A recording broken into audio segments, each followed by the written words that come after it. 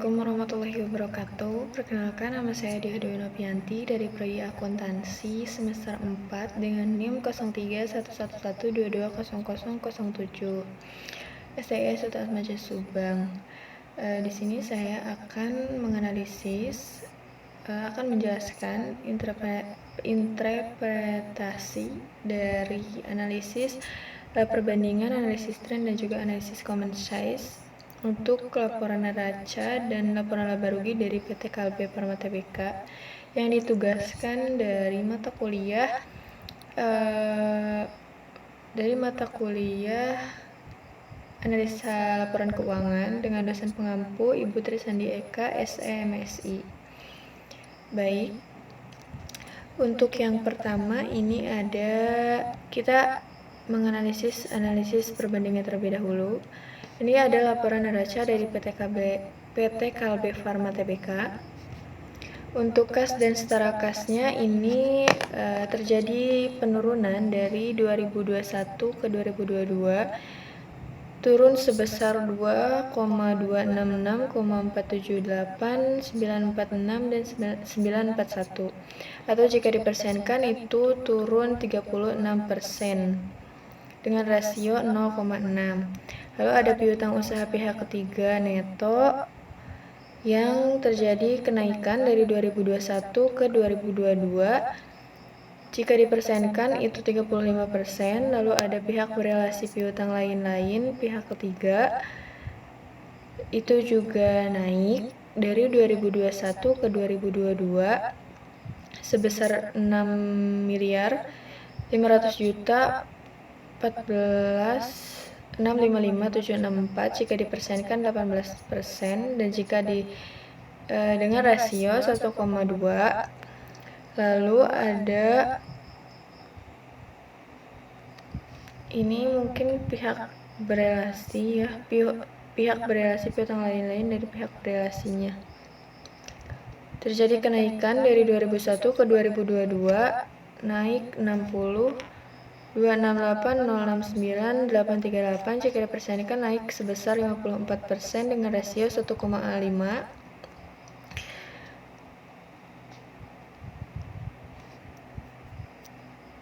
Lalu ada aset keuangan lancar lainnya yang terjadi penurunan dari 2021 ke 2022, dan jika dipersenkan itu minus 44% dengan rasio 0,6. Lalu ada persediaan neto terjadi kenaikan dari 2021 ke 2022. Jika dipersenkan itu 38% dan dengan rasio 1,4. Pajak pertambahan nilai dibayar di muka itu terjadi kenaikan juga sebesar 88 miliar mungkin 565.379.761.000 jika dipersenkan 28% dan dengan rasio 1,3. Biaya dibayar di muka itu terjadi penurunan sebesar 2.324.745.189.000 atau jika dipersenkan itu minus 4% dan dengan rasio 1,0. Aset lancar lainnya terjadi kenaikan sebesar 190.869.595.000 jika dipersenkan sebesar 49% dengan rasio 1,5. Total aset lancarnya terjadi kenaikan sebesar 998 miliar 20.062.525 rupiah dengan 6% dan dengan rasio 1,1. Untuk aset tidak lancarnya itu ada aset keuangan tidak lancar lainnya terjadi kenaikan sebesar 44.772.955.828 rupiah atau jika dipersenkan itu 35% dan dengan rasio 1,4. Lalu ada investasi pada entitas asosiasi terjadi kenaikan juga sebesar 36.498.210.836 Atau jika dipersenkan itu naik 21% dan dengan rasio 1,2. Lalu aset pajak tangguhan neto terjadi kenaikan sebesar 35.631.619.682 rupiah atau jika dipersenkan itu 39% dan dengan rasio 1,4. Lalu ada tagihan restitusi pajak terjadi kenaikan sebesar 52.558.801.587 rupiah atau jika dipersenkan itu naik sebesar 198% atau dengan rasionya 3,0. Pada aset tetap neto dengan mengalami penurunan sebesar 37.436.593.280 rupiah atau jika dipersenkan itu 0%. Ini memakai rumus. Lalu rasionya itu 1,0. Lalu aset tak berwujud neto naik sebesar 372.662.711.886 rupiah atau sebesar 33% dan rasionya 1,3. Lalu aset hak guna neto terjadi penurunan dari 2021 ke 2022 menurun sebesar 9.909.751.906 rupiah atau jika dipersenkan sebesar 9% dengan rasio 0,9. Lalu aset tidak lancar lainnya terjadi kenaikan juga dari 2021 ke 2022 sebesar 81.959.852.245 rupiah atau jika dipersenkan adalah 27% dan dengan rasionya itu 1,3. Lalu total aset tidak lancarnya ini mengalami kenaikan dari 2021 ke 2022 sebesar 576.657.806.878 rupiah atau sebesar 6% dengan rasio 1,1. Total aset keseluruhannya itu naik dari 2021 ke 2022 sebesar 1.574.677.869.403 rupiah atau jika dipersenkan itu 6% dari 2021 ke 2022 dengan rasio 1,1. Untuk ke bawahnya juga sama ya seperti yang tadi sudah dijelaskan. Jadi ketika ininya tidak minus berarti itu merupakan sebuah kenaikan. Namun jika minus seperti yang beban akrual ini berarti itu penurunan dari 2021 ke 2022. Untuk persenan juga akan minus karena mengalami penurunan. Seperti itu. Nah, untuk total liabilitas keseluruhannya ini ternyata mengalami kenaikan dari 2021 ke 2022 sebesar segini 744.227.460.137 rupiah atau jika dipersenkan itu 17% dan dengan rasio 1,2. Lalu ada ekuitas sama seperti yang tadi sudah dijelaskan. Untuk total liabilitas dan ekuitasnya itu terjadi kenaikan. Di sini terjadi kenaikan dari 2021 ke 2022 yaitu sebesar segini dan jika dipersenkan itu sebesar 6% dan dengan rasio 1,1. Lalu tadi kan laporan neracanya. Jadi sekarang kita pindah ke laporan laba ruginya. Laporan laba rugi dari PT Kalbe Farma Tbk. Untuk penjualan di 2021 ke 2022 itu mengalami kenaikan sebesar segitu. Dan untuk persennya itu 10% jika dipersenkan dan rasionya 1,1. Lalu ada beban pokok penjualan dari 2021 ke 2022 itu mengalami kenaikan sebesar segini, dan dengan persen 15%, rasionya 1,2. Laba brutonya mengalami kenaikan sebesar 422.285.195.012 rupiah, atau jika dipersenkan itu 4% dan rasionya 1,0. Lalu beban penjualan terjadi kenaikan namun hanya sedikit saja sebesar 199.294.229.011 rupiah atau sebesar 4% dan dengan rasio 1,0. Beban umum dan administrasi mengalami kenaikan namun hanya sedikit, yaitu sebesar 10.352.240.920 rupiah atau sebesar 1% dan rasionya 1,0. Ini tuh menyatu ya, jadi beban penelitian dan juga pengembangan jadi ada di sini.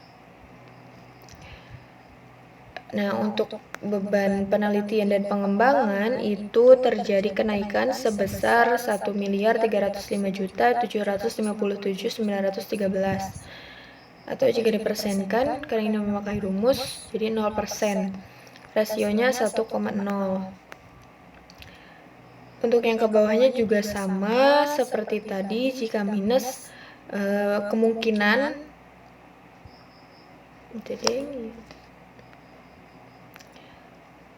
Lalu ada pendapatan operasi lainnya itu terjadi kenaikan sebesar 156.376.770.240 atau jika dipersenkan 243% dan rasionya itu 3,4. Langsung saja ke laba tahun berjalan. Untuk laba tahun berjalan ini dari 2021 ke 2022 itu terjadi kenaikan sebesar 218.075.729.010 rupiah atau jika dipersenkan itu 7% dan rasionya itu 1,1.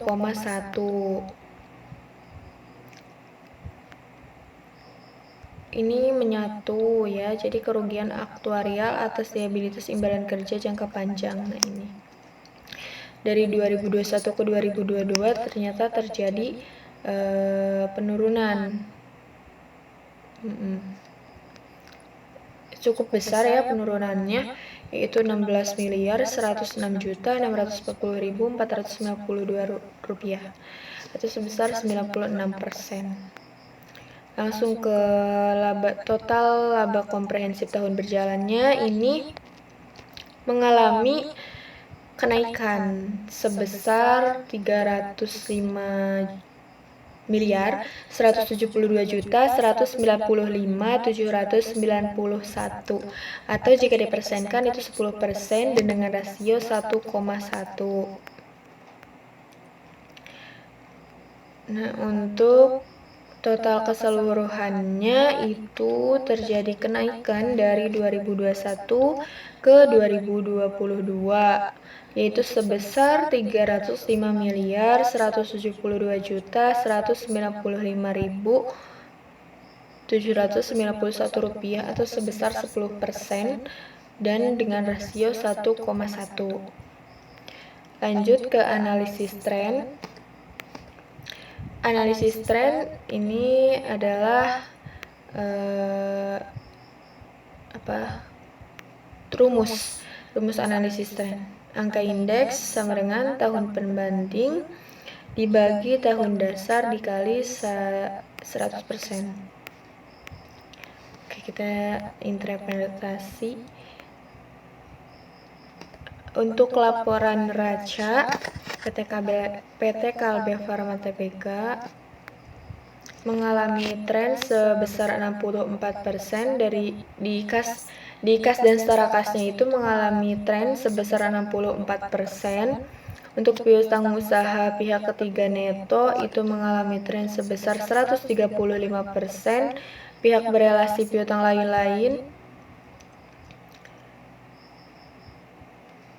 ini kemana sih? Mengalami tren 118%. Lalu ada aset keuangan lancar lainnya, ini mengalami tren sebesar 56%. Pihak berelasi 90%. Persediaan netonya trennya itu mengalami 138%. Pajak pertambahan nilai dibayar di muka mengalami tren sebesar 128%. Lebih dari 100 ya. Ini lebih dari 128% ya. Terus beban dibayar di mukanya ini mengalami tren sebesar 96% dan kurang 96% itu kurang dari 100%, jadi di sini minus 4%. Aset lancar lainnya mengalami tren sebesar 149%, lebih dari 100%. Total aset lancar lainnya mengalami tren sebesar 106%, itu lebih dari 100%. Untuk aset tidak lancar, itu aset keuangan tidak lancar lainnya mengalami tren 135%. Investasi pada entitas asosiasi mengalami tren sebesar 121%. Aset pajak tangguhan neto mengalami tren sebesar 139%. Tagihan restitusi pajak mengalami tren sebesar 298%. Lalu ada aset tetap neto mengalami tren 100%, aset tak berwujud mengalami tren sebesar 133%, aset hak guna neto mengalami tren 91%, aset tidak lancar lainnya mengalami tren 127%,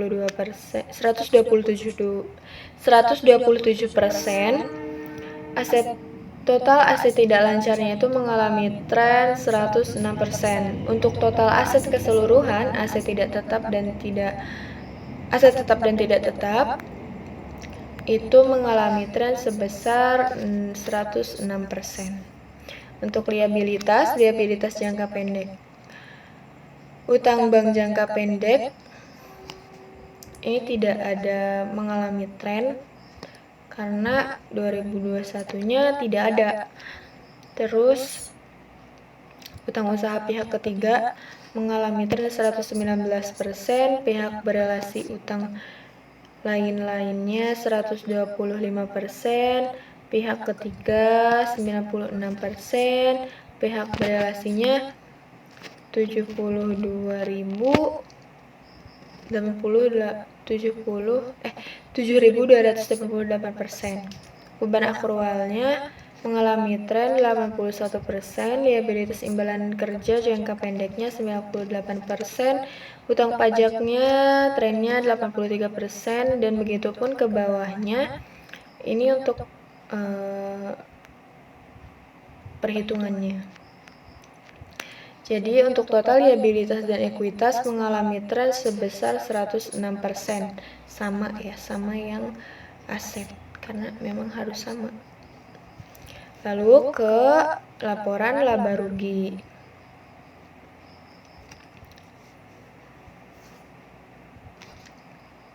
Ke laporan laba rugi, penjualan netonya mengalami tren sebesar 110%. Lalu beban pokok penjualannya mengalami tren sebesar 115%. Laba brutonya mengalami tren sebesar 104%. Lalu beban penjualannya juga mengalami tren 104%. Beban penjualan dan administrasi mengalami tren sebesar 101%. Terus beban penelitian dan pengembangan trennya 100%, pendapatan operasi lainnya trennya 343%, beban operasi lainnya trennya 69%, penghasilan bunganya 74% trennya, lalu beban bunga dan keuangannya sebesar 96%. Penghasilan bunganya 74% trennya, beban bunga dan keuangannya 96%, lalu bagian atas laba entitas asosiasi netonya sebesar 46%. Lalu laba sebelum pajak penghasilan itu trennya sebesar 108%.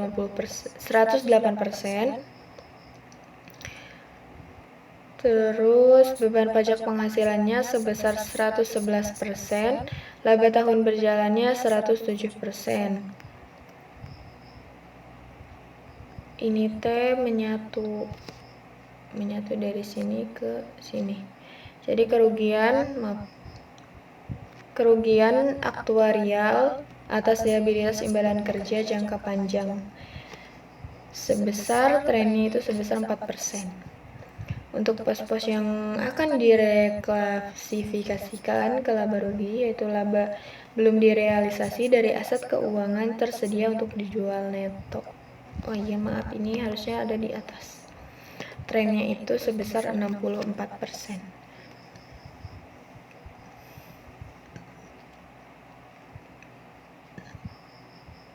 Kita langsung saja ke total laba komprehensif tahun berjalan. Total laba komprehensif tahun berjalannya ini mengalami tren sebesar 110%, lebih dari 100%. Lebihnya 10%. Laba tahun berjalan yang dapat diatribusikan kepada pemilik entitas induk trennya sebesar 106%, kepentingan non pengendali trennya sebesar 140%. Totalnya mengalami tren 107%. Lalu langsung saja ke total keseluruhannya. Total keseluruhannya ini mengalami tren sebesar 110%. Analisis trennya sudah selesai, kita lanjut ke analisis common size. Analisis common size. Untuk kas dan setara kasnya, common size-nya di 2022 itu 14%, terus untuk 2021 itu 23%. Ini tuh hasil dari ini dibagi total asetnya. Semuanya kayak gitu. Terus piutang usaha pihak ketiga neto, common size-nya ini didapat 17%, kalau untuk 2021-nya didapat 12%. Terus pihak berelasi piutang lain pihak ketiga 2022-nya sebesar 0%, 2021-nya juga sebesar 0%. Terus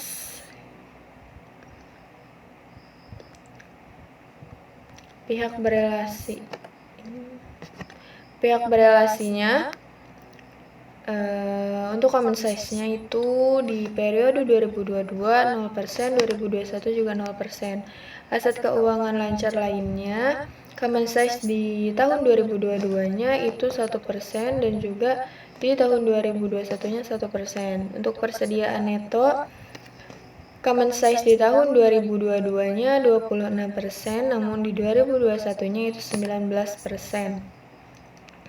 Pajak pertambahan nilai dibayar di muka itu sebesar 2% untuk 2022, tapi untuk 2021 itu 1%. Lalu biaya dibayar di muka, common size-nya untuk 2022 0%, namun untuk 2021 sama 0%. Lalu aset lancar lainnya untuk 2022 75%, untuk 2021 hanya 1%. Terus total aset lancar lainnya untuk common size tahun 2022-nya 61%, namun untuk 2021-nya 58%. Lalu ada aset tidak lancar lainnya. Aset keuangan tidak lancar lainnya ini common size-nya 1% untuk 2022 dan 2021 itu 0%. Investasi pada entitas asosiasi common size 2022-nya 1%, untuk 2021-nya juga sama. Aset pajak tangguhan neto 0% di setiap periode untuk 2022 dan 2021. Tagihan restitusi pajak juga sama 0%. Aset tetap netonya 29% sama periode 2021-2022-nya. Terus aset tetap netonya, aset tetap neto 29%. Untuk aset tak berwujud neto ini 2022-nya 6%, untuk 2021-nya 4%. Terus untuk aset hak guna neto 0% dari masing-masing periodenya 2021 dan juga 2022. Lalu ada aset tidak lancar lainnya, ini common size-nya sama 1% setiap periodenya. Dan untuk total aset tidak lancarnya ini sebesar 39% untuk 2022 dan 37% untuk 2021. Untuk total asetnya ini untuk 2022 sebesar 100%. Maaf.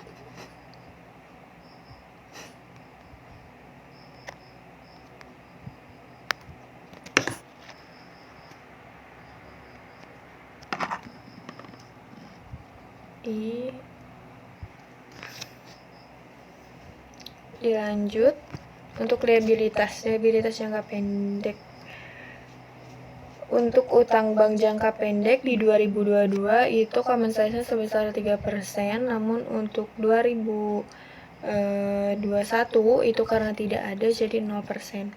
Untuk utang usaha pihak ketiga itu sebesar 7% di 2022, untuk 2021 itu 6%. Pihak berelasi utang lain-lainnya itu di setiap tahunnya 0%. Lalu pihak ketiga 3% masing-masingnya, dan pihak berelasi 0%, beban akrual 2% masing-masingnya. Nih. Terus utang pajaknya 1%, liabilitas imbalan kerja jangka pendeknya 1% juga sama. Terus bagian jangka pendek dari utang bank dan liabilitas sewa juga sama 0%. Lalu untuk total liabilitas jangka pendeknya itu 2022 sebesar 16%. Lalu untuk 2021-nya sebesar 14%. Liabilitas jangka panjang utang bank.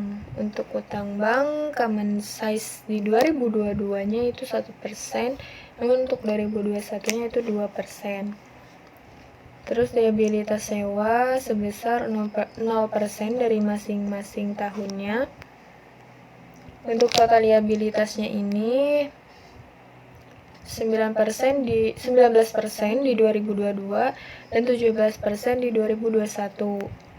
Yang ke bawahnya juga sama seperti itu ya. Nah, untuk total liabilitas dan ekuitasnya dari masing-masingnya ini, dari masing-masing tahun atau di tahun 2022 maupun 2021 itu sama, yaitu 100%. Kita beralih ke laporan laba ruginya.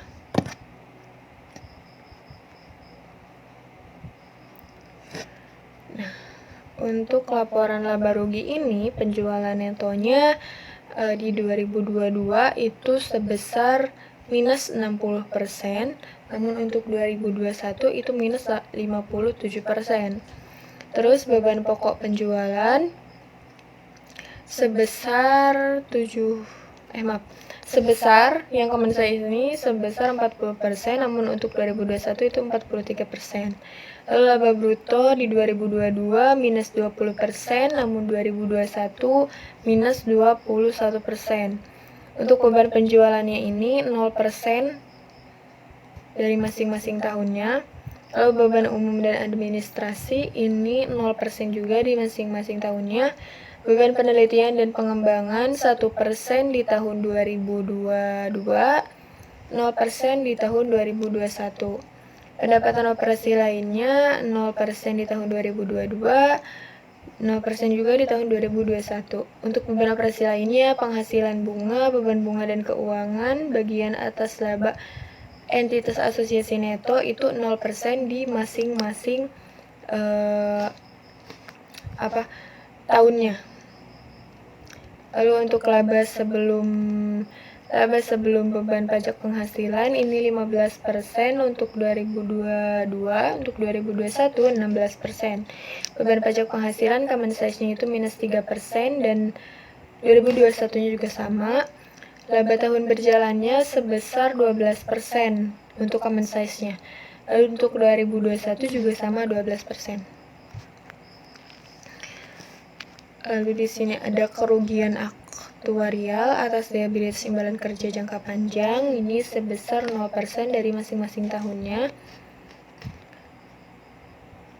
Laba belum direalisasi dari aset keuangan tersedia untuk dijual neto, selisih kurs atas penjabaran laporan keuangan, lain-lain. Pajak penghasilan terkait itu dari masing-masing tahunnya 0%. Dan juga ini penghasilan rugi komprehensif lain setelah pajak dari tahun masing-masing atau 2022-2021 itu 0%. Lalu ada total laba komprehensif tahun berjalan 12% dari masing-masing tahunnya. Terus pemilik entitas induk juga sama 12% dari masing-masingnya. Kepentingan non pengendali 0% dari masing-masing tahunnya. Untuk totalnya itu 12% dari masing-masing tahunnya. Untuk pemilik entitas induk 12% dari masing-masing tahunnya. Kepentingan non pengendali 0%, totalnya 12% juga dari tahun-tahun masing-masingnya. Selesai ya. Mungkin cukup sekian penjelasan dari saya, interpretasi dari saya. Mohon maaf bila banyak kesalahan, bila banyak kekeliruan, bila banyak kekurangan. Saya juga masih belajar. Wassalamualaikum warahmatullahi wabarakatuh.